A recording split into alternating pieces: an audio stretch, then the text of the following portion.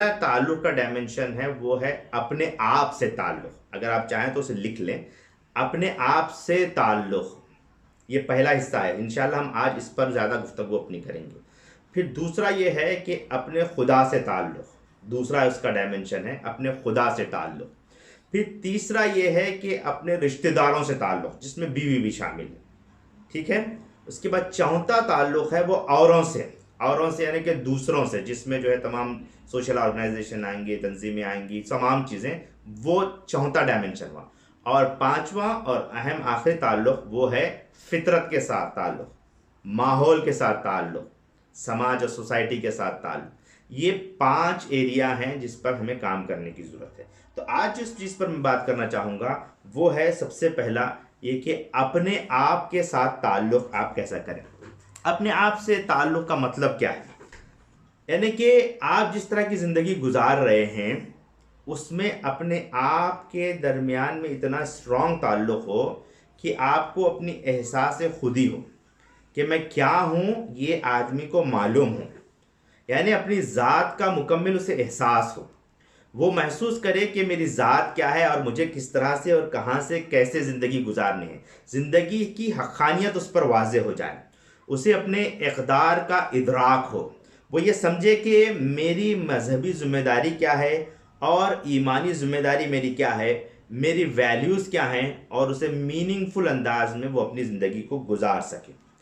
इसको समझने का, इसको जांचने का तरीका ये है कि अगर आपका दिन ख़त्म हो जाए, यानी कि सुबह से शाम तक आपने मेहनत की, कंपनी में काम कर रहे हैं, जहाँ भी आप, दिन ख़त्म हो जाए लेकिन आपकी एनर्जी ख़त्म ना हो, यानी आप अपने दिन का इतना मरबूत अंदाज से इस्तेमाल करें कि पूरा दिन तो ख़त्म हो गया लेकिन इसके बावजूद आपके अंदर एनर्जी मौजूद है, यानी आप सही अंदाज से अपने टाइम का इस्तेमाल कर रहे हों।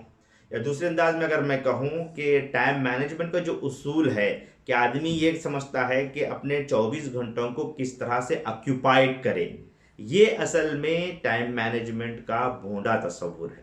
टाइम मैनेजमेंट का असल तस्वुर ये है कि आपको इतना टाइम मिल सके, इतना फ्री टाइम मिल सके कि आप अपने आप पर गौर व फिक्र कर सकें, अपना जायज़ा ले सकें, या फिर दूसरे अंदाज में जैसे हमारे दोस्त ने कहा कि सेल्फ रिफ्लेक्शन हो, यानी कि दिन भर का जायज़ा लेकर के आप अपनी उस एनर्जी को बचा सकें जो अपने खुदा से लगा सकें, अपने रिश्तेदारों से लगा सकें उस एनर्जी को, अपने बीवी बच्चों के साथ उस एनर्जी को शेयर कर सकें, अपने अजीज़ व क़ारिब के साथ, अपनी तंजीमी साथियों के साथ उसे शेयर कर सकें, उतनी एनर्जी वो बाकी रखे।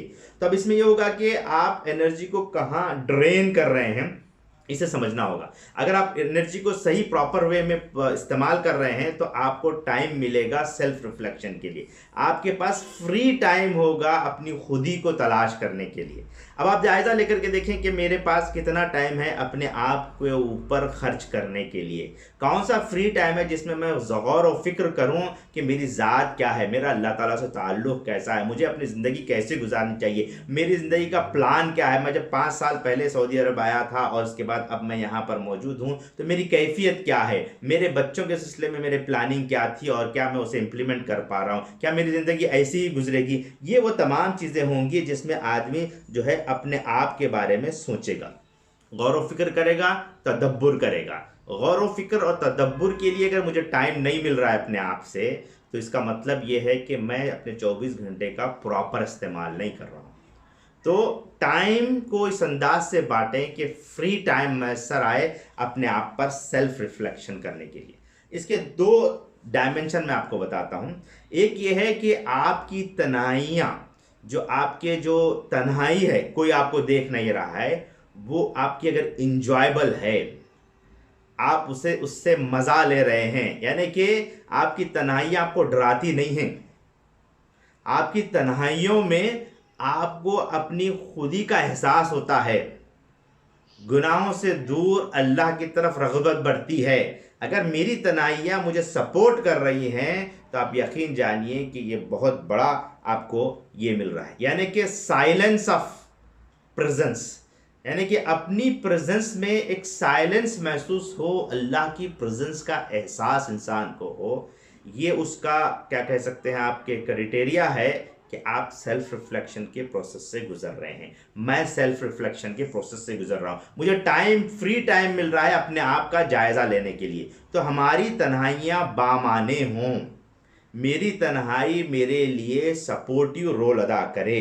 तो ये बहुत इंपॉर्टेंट चीज़ है कि गैर ज़रूरी चीज़ें हायल ना हों, मेरी तन्हाइयों में मेरे फ़िक्रात हायल ना हों, मेरी तन्हाइयों में मेरे जो खुराफात हैं वो मुझ पर हावी ना हों, मेरी तन्हाइयों में मेरी जो ख्वाहिशात हैं मुझ पर हावी ना हों। मुझे इसका बहुत ज़्यादा डीपली जायज़ा लेना है। पहले नंबर पर आपसे भी मैं दरख्वास्त करूँगा कि आप इसका जायज़ा लें, यानी कि फ़ितरत की आवाज़ को पहचानें कि मुझे कैसे रहना है, ज़िंदगी कैसे गुजारना है।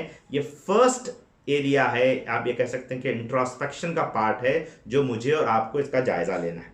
दूसरी बात यह है कि जब आप तन्हाइयाँ आपकी बामाने होंगी तो आप क्या करेंगे, अपनी कीमती वक्त का आप जायज़ा लेंगे। सेल्फ एनालिसिस करना पड़ेगा, आपको सेल्फ इंट्रोस्पेक्शन करना पड़ेगा, अपनी वसअत को जायज़ा लें, यानी कि आपके पास जितना अल्लाह रब्बुल इज़्ज़त ने टाइम पीरियड दिया है, टाइमलाइन जो आपको दी है, उस टाइमलाइन का जायज़ा लेकर के उसकी प्रॉपर प्लानिंग कर सकें। ये दो इंपॉर्टेंट चीज़ हैं। आपको क्या दोनों